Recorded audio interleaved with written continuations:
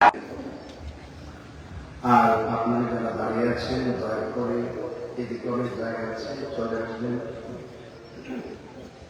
আর পর্দার আড়ালে আমার মা বোনরা যারা বসে আছে সময় মনোযোগ সহকারে আলোচনা শুনবেন। আমার বিষয় হচ্ছে কিয়ামতের আলামত। আমি 1:30 পর্যন্ত আলোচনা করব ইনশাআল্লাহ। তবে ক্লাসটা শুরু করার আগে একদম সাইন্স করে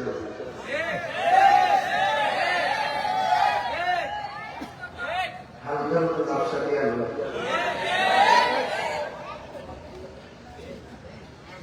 হাদিস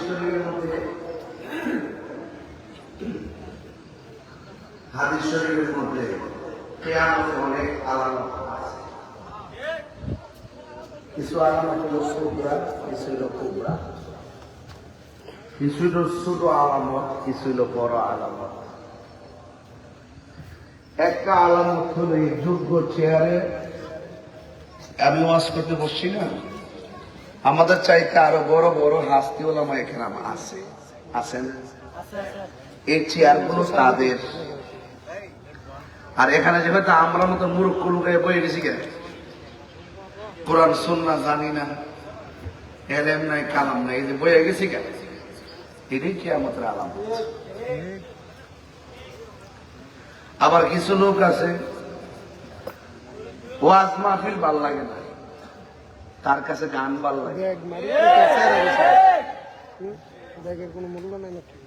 গানের আওয়াজ শুনলে শব্দ দূষণ মনে হয় না, ওয়াজ মাহফিল শুনলে শব্দ দূষণ মনে হয়। সারা রাত যে হেডফোন কানো লাগাইছে গান বাদ্য নাটক শুনে এটাতে শব্দ দূষণ হয় না, আর ওয়াজ মাহফিল হইলে শব্দ দূষণ হয়। এই সমাজে যে কিছু লোক বাইরেছে এটাও কিয়ামতের আলামত।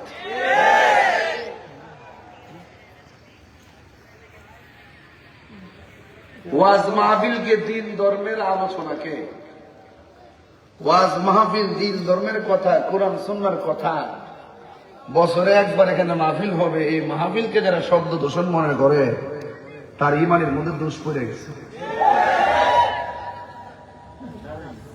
এক ভালো কথা বলছে, ভাইরাস আছে, ভাইরাস একবারে সাগাম হতেছে। প্রত্যেকটা সমাজে কিছু সুসাদান থাকে, সুসাদান থাকে। ও মোবাইলও ভাইরাস থাকে, মাঝে মাঝে রিস্টার করতে হয়। তো এই জন্য এই ভাইরাসগুলো সমাজের সবচেয়ে বড় কীট। এই কীটগুলোর কারণে সমাজও নষ্ট, নমাজও নষ্ট। এই জন্য সৎ কাজে শত বাধা দেবেন না, লোকের অভাব নাই। যে ব্যক্তি বলে কোরআন সুন্নাহর আলোচনা শব্দ দূষণ মনে হয়, মসজিদের আজান শব্দ দূষণ মনে হয়, তার কানগুলো কটন বাট দিয়ে খাড়াই নেওয়ার দরকার।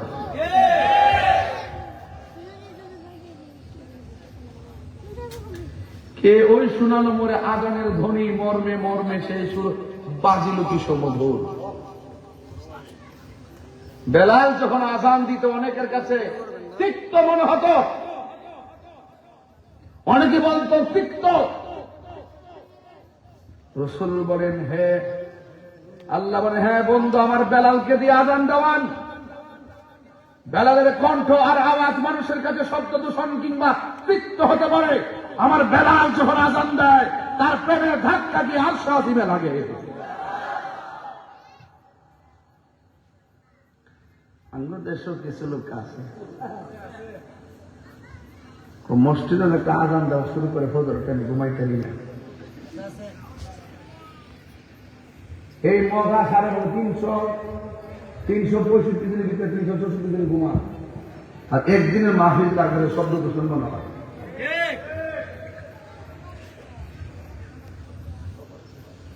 কপাল পোড়া, নসিব মন্দ।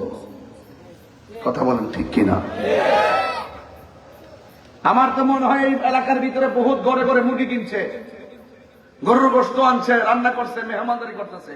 অনেক দূরের ছেলে মেয়েরা এই মাহফিলটার উসিলা বাড়িতে আসছে। এটা ঈদের মতো মনে হচ্ছে কি? সঠিক নিয়ে কথা না? এই কিয়ামতের আলামত আমার দিছে, এই জন্য ওয়াজটা শুরু হয়েছে কিয়ামতের আলামত দিয়া। ওর বিষয়ের সাথে মিল লেগেছে গা। ছোট ছোট আলামত আঘাত গা হইব। আমরা জীবনে বাপ শুননি এই এলাকাতে অত্যা ফ্যাক্টরি হইব, এমন জায়গা কেউ কিনছে। অনেকগুলো ফ্যাক্টরি হয়েছে, অনেক রাস্তা হয়েছে। যেই দিকটা মানুষ কল্পনা করো না সেই দিকটা রাস্তা হয়ে যাবে, এটা কিয়ামতের আলামত। রাস্তা কোনো খারাপ না, রাস্তা হওয়াটা খারাপ, কিন্তু আলামতটা সত্য, আলামতটা সত্য। রাখাল যারা গরু রাখে তারা বিশাল বড় বিল্ডিং এর মালিক হয়ে যাবে, আর বড় বড় বিল্ডিং এর মালিক গুলো ফকির হয়ে যাবে। অনেকের কিছু অনেক কিছু দেউলিয়া হয়ে যাবে। শরীয়তের ফায়সালা মুরুখকে বাড়াইতে করবো, এলেমের ফায়সালা মুরুখকে বাড়াইতে করবো। এই হইল কিয়ামতের আলামত। কেমনে? মসজিদের ভিতরে ইমাম সাহেব নামাজ পড়ে, ইমাম সাহেব হইল সমাজের বাদশাহ, তারে গিয়া ধমক মারে সমাজের সুদ করবে না। এটা কিয়ামতের আলামত। সমাজের মধ্যে যার টেহা আছে তার কথাই সব হইল। টেহার কারণে সব গোলাম হয়ে থাকবো, মাথা সব নয় রাখবো। উচিত কত কইতো না, হক কত কইতো না। বান্ডেল ফাইলে বান্ডেলের ডরে বান্ডেল খাওয়ায়া ইমানাকে যা কিনে নিয়া গোলাম বানায় রাখছে। এই গোলাম বানায়া নীতি আদর্শ সব চুরি করে নিয়ে রাখছে। কিয়ামতের আলামত। কিসের আলামত?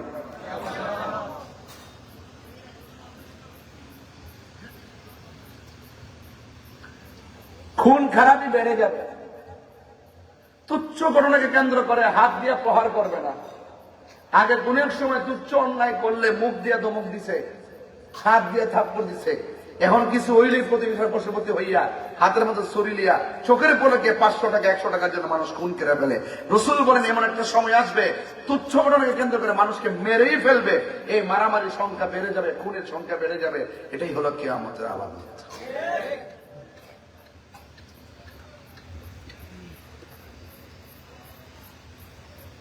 ঘন ঘন ভূমিকম্প হবে, মাঝে মাঝে মিস কল দেয়নি, কথা কানা দেয়নি, সব ঘর থেকে বেরিয়ে যায়।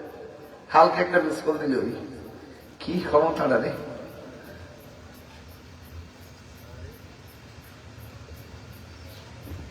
কিয়ামতের আরেকটা আলামত হইল, কইতাম নি, বাজারে পুরুষের চাইতে মহিলা সংখ্যা বেড়ে যাবে। এটা কি ঠিক আছে? করে না মাধ্যমে আমার সঙ্গে দুনিয়ার মা বোনটা দিক খেয়েছি, কারণ তোমার কষ্ট বুঝতে পারে না। হ্যাঁ, কথা তো কই দিব, কষ্ট পেলে কি দিব? আমার মেয়ের কি আমি ফর্দা রাখতে হইব না? আমার পরিবারের ফর্দা রাখতে হইব না? নাকি বাজারে ছেড়ে দিলে চলবো গরুর মতো? চা শ্রমিক চা বাগান দেখবেন গরু দিনও ঘুরে রাত্রে ঘুরে। আপনার মনে একটা রাগ করতেছেন, বিষয়টা কিন্তু নিজেই চলতেছে।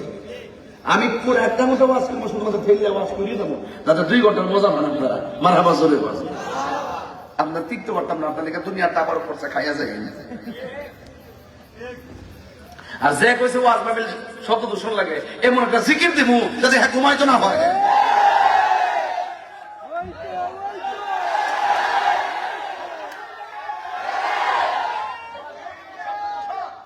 ওয়াজ মাহফিল কি শব্দ দূষণ?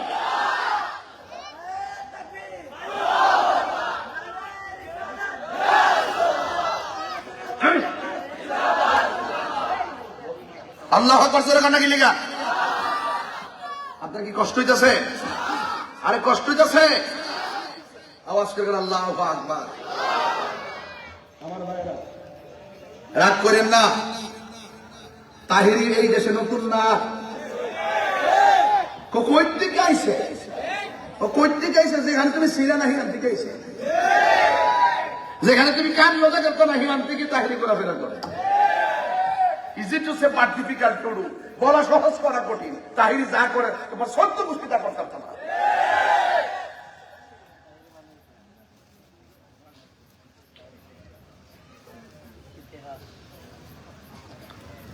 জয় মোমবাতি। আরে আরে মুক্তা মারা হয়ে বলছে মাত্র আস্তে আস্তে এটা বাদ মারহাবা জোরে কর আল্লাহু আকবার। অন্ত নির্বাচন না কইলে অসুবিধা কি? যদি নির্বাচন তাহলে বললে আসলে নিতে বন্ধ আমার টান পেতাম না মগ্গ, তুমি তোমারটা কেন আমি আমারটা পেতাম না। বেড়াইতে মাহফিল শুনেছে কে পয়সা দিয়া, আমার আছে বক্তা আমি প্রধান অতিথি, আমার মাহফিলে আমি পেতাম না তুমি কেন?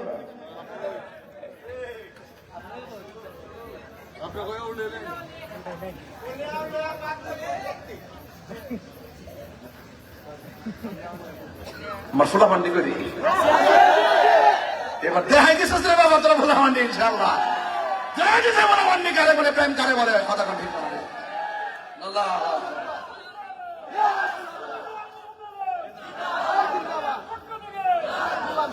আল্লাহ আকবার জোরে কথা কি লাগে। আমি বলছিলাম যাক এটা না আমার ব্যক্তিগত কিছু কথা কইতাম, আর এটা আমার মাইন্ড করেন না স্বাস্থ্য। এই বাবা শুনেন, অনেক চেয়ারম্যান প্রার্থীরা আছে বয়ে রয়েছে কয়েকজন, দোয়া করে দিয়ে দিতেছি আল্লাহ যারা কবুল করে। আলহামদুলিল্লাহ তরুণ রাগ গায়ে ছিল, তরুণ রাগ গায়ে ছিল যাক আলহামদুলিল্লাহ।